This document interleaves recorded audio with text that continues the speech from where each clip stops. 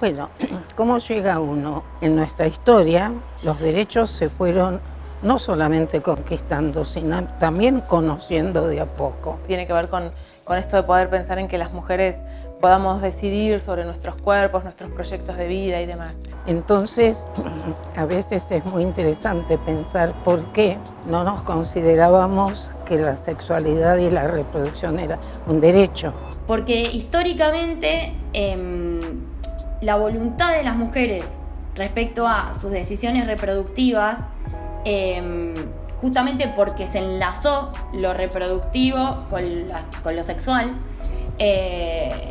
implicó que la voluntad de las mujeres reproductiva y por lo tanto también la sexual quedaran sujetas siempre a los intereses de otros, a los intereses de los estados, de las iglesias, de sus hijos, de sus maridos, de sus familias, de sus comunidades. Hay toda una organización estructural social que nos va convirtiendo en natural aquello que no es natural, la pobreza, la inferioridad de las mujeres. Creo que fundamentalmente tiene que ver con que el aborto también está atravesado por una cuestión de clase, ¿no? Porque mientras las mujeres seamos las más pobres entre las pobres, las que menos posibilidades de encontrar trabajo tengamos, las que más carga laboral y sobre todo doméstica llevemos en las espaldas, mientras menos posibilidades tengamos de desarrollarnos personalmente, necesitamos poder elegir mucho más si podemos o no, si queremos o no tener hijos o hijas. Quienes sufren más la clandestinidad son las mujeres de sectores populares, las mujeres de estratos de menores ingresos.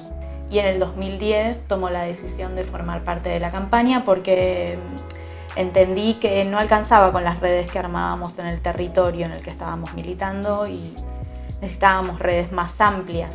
Yo creo que hay que acompañar a las mujeres y en eso es que cada vez me vuelvo más militante, entendiendo que las mujeres tenemos estructuralmente menos posibilidades, menos oportunidades y que el Estado tiene que estar cada vez más presente y ser cada vez más cercano para que las mujeres se puedan desarrollar. No me imaginaba. Esta masividad, no, para nada. No sé, no me imaginaba. O sea, al principio éramos pocas, o por lo menos para mí éramos pocas. En las acciones éramos una esquina, 10, 15, 20, 50. Y muchas veces creyeron que cuando bajaba la ola feminista, las mujeres volvíamos a las cocinas o a los cuartos de nuestras casas y sin embargo siempre seguimos militando por abajo, casi subterráneamente, muchas veces sin que nos vieran. Pero el salto que se da desde el 2015 con el primer Ni Una Menos y luego con el grito global en el 2017 por el derecho al aborto y finalmente en el 2018 que nosotras decimos que logramos sacar del closet al aborto, que ya se puede decir en voz alta, que no se esconde, que se puede hablar en las familias. Entonces, la realidad es que cuando hay cambios sociales tan profundos como el que estamos viendo hoy en materia de género, o la política se acomoda o la sociedad va a ir por la política, digamos, ¿no? Y creo que por ahí es, ¿no? Esto de, bueno, la política lo que busca es mejorar la realidad en la que vivimos. Siempre es mejor que la política se acomode porque hace que la lógica de la representación funcione. Pero si no se acomoda, yo estoy seguro de que más tarde o más temprano los cambios sociales se imponen. Hay un crecimiento del movimiento feminista, del movimiento de mujeres en los últimos años a nivel mundial que no se puede desconocer. Yo creo que ahí, digamos, como que, no obviamente desde un lugar de vanguardia, sino acompañando un proceso y de la mano de un proceso que fue haciendo toda la sociedad, yo creo que se abrió la posibilidad de militar esto, digamos. Pero que si vos me decías a los 20 años vas a militar, vas a dedicarle 2 años, 3 años, 5 años a que el aborto sea legal, yo te iba a decir, tipo, es imposible eso, digamos, o sea, no sé, capaz es posible en Europa, digamos, o sea, pero no lo veía como una posibilidad. Crecimos un montón, también crecimos mucho a través de los encuentros nacionales de mujeres. Este tema, que hasta poquitos meses antes del debate en el Congreso de la Nación era absolutamente tabú. Aborto era una mala palabra, no se podía decir. Sonaba feo, uno la decía y era como que sonaba feo. Pasó a ser un debate cotidiano. Los abortos se realizan igual y las que pagan las consecuencias son siempre las mismas. Ahora, el punto es que son decisiones que se toman y se toman a riesgo de caer presa, a riesgo de maltrato, de sufrir violencia institucional, a riesgo de morir por una infección generalizada. Una hora de terapia intensiva equivale, como que te diga, a 7 dosis de misoprostol. Entonces la verdad es que sostener un costo tan alto por sostener la ilegalidad es algo que tampoco parece tener sentido, ¿no? Vinieron Adolfo Rubinstein, vino Ginés González García y vino Daniel Goliat, hoy es actual ministro de Salud de la provincia de Buenos Aires. Y los tres coincidieron que legalizar el aborto implicaba una mejora en la salud pública de las mujeres en Argentina. En primer lugar, por esta cuestión que es una cuestión, digamos, de esto, ¿no? De justicia social, de igualdad. En segundo lugar, por una cuestión de salud. O sea, hoy el sistema de salud, digamos, o la ilegalidad del aborto le sale a la sociedad argentina hasta 10,4 veces más que lo que saldrían si todos los abortos se hicieran en condiciones seguras. En los 37 años de democracia tenemos más de 3.200 mujeres muertas por abortos clandestinos e inseguros.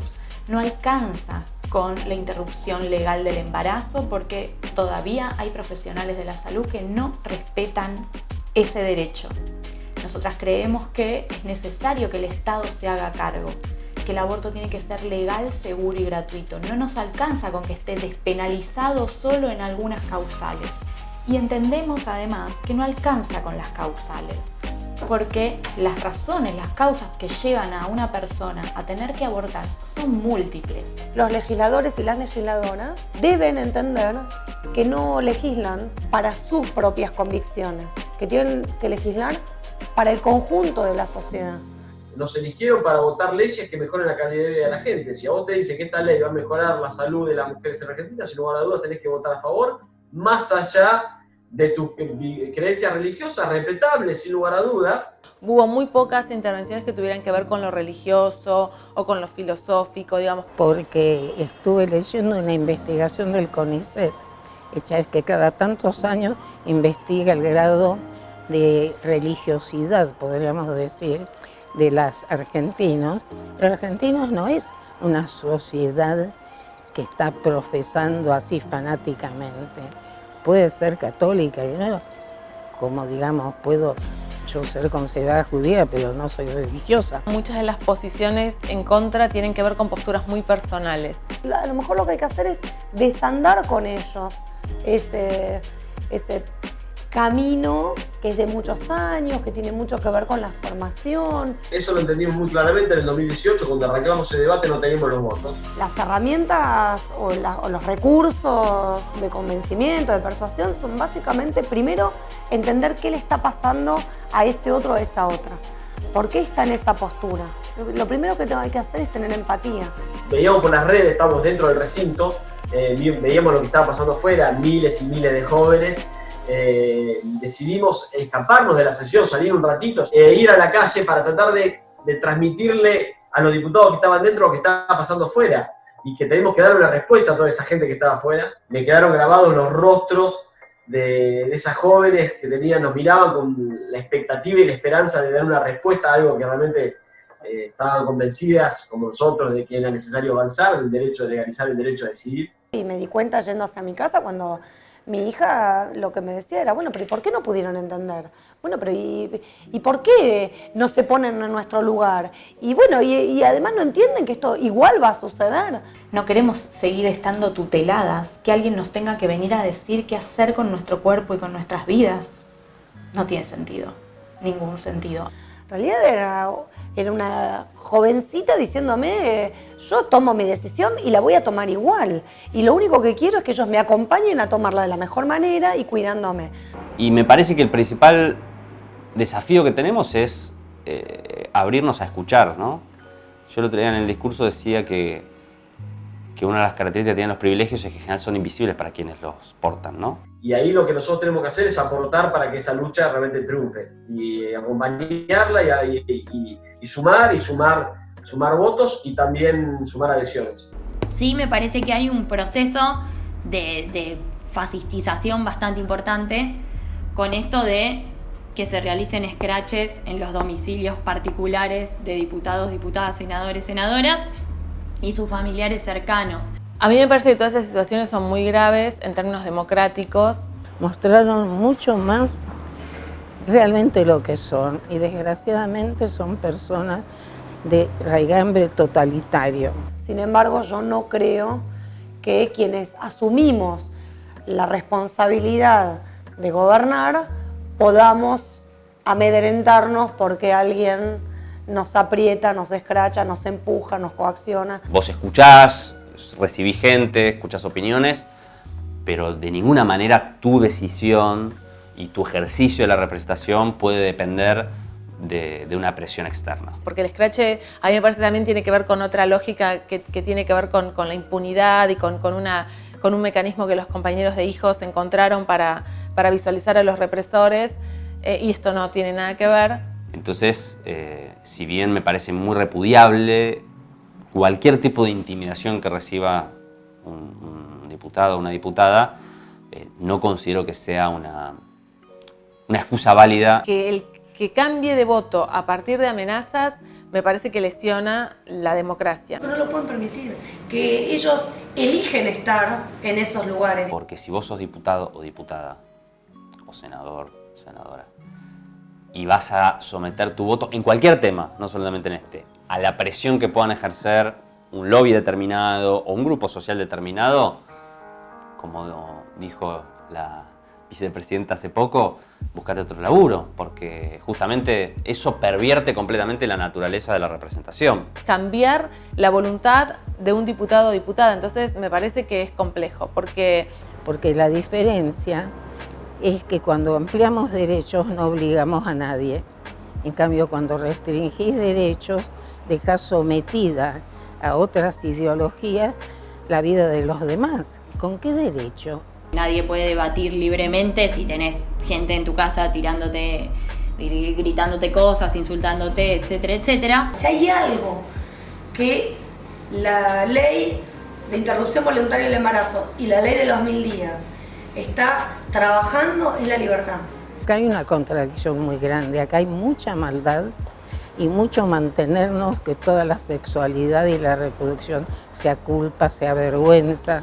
Pero sin lugar a dudas el votante debería requerir que cada vez tengamos más representantes que de alguna manera tengan conciencia social y voten conforme a las necesidades de los argentinos. Que no nos obliguen por mantenernos en este lugar de meras reproductoras. Y que no hablen de glorificar la maternidad o de que hay dos vidas, porque en todo caso hay una vida de las personas que somos ya extracorpóreas y lo otro son proyectos de que a lo mejor, y si no, la naturaleza sería una gran abortista, pues las mujeres pierden embriones permanentemente. Pero la maternidad no puede ser una tortura, como lo dice Naciones Unidas.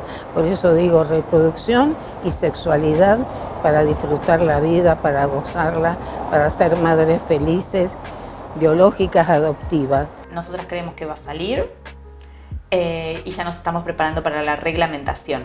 Yo creo que con la ley en la mano cerramos un primer ciclo y abrimos otro. Las leyes no son mágicas.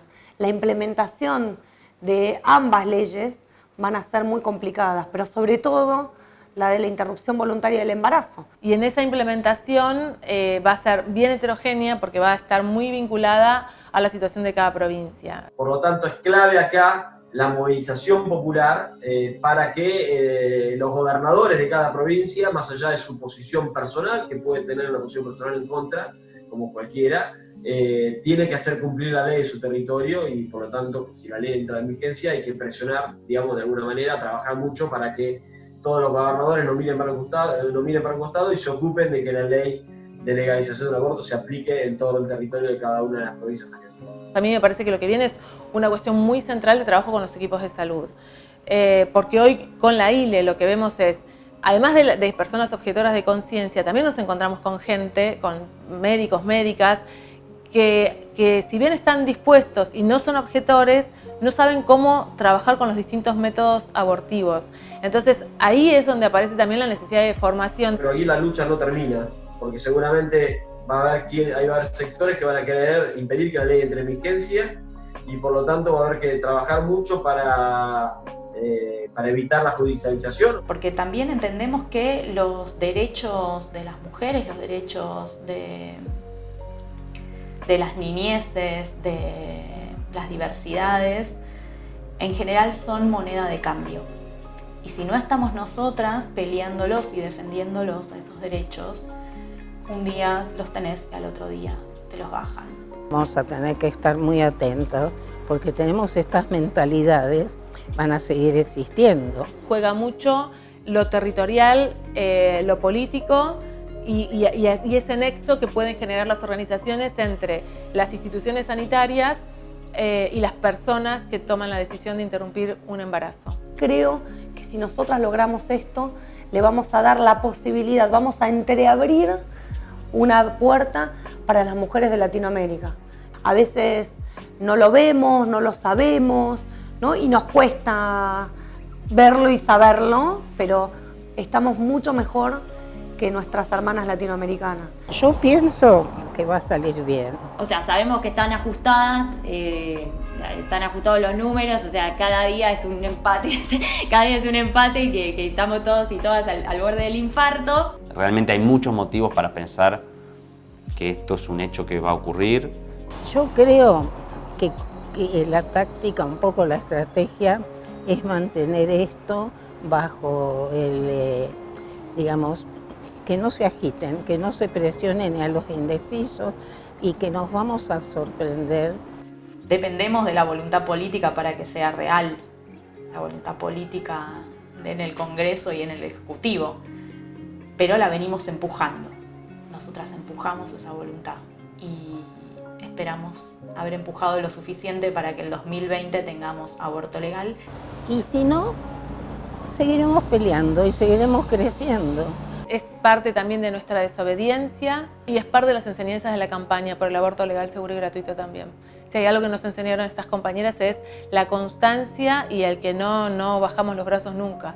Ojalá que nosotros podamos educar para poder decidir, que todos tengan anticonceptivos para no tener que abortar, pero si tienen que tomar la decisión, que el Estado nos acompañe para no morir.